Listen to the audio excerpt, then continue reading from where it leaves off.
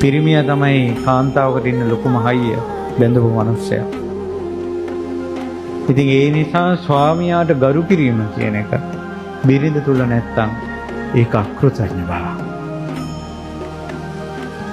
යසෝදරා උත්තමාවිය කියනවා මම සංසාරේ මගේ ස්වාමියා දුප්පත් නම් මම එයාට ගෙනෙන්න බැරි දෙයක් කටින් කවදාවත් කියලා නැහැ කියනවා.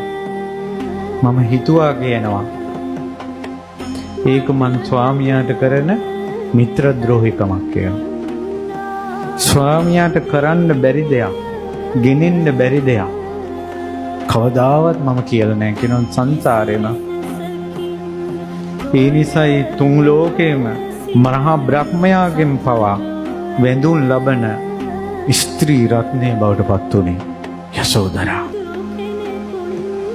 කෘතඥ බව. එනිසා එකිනෙකාට කෙලෙහි ගුණ දක්වන්න.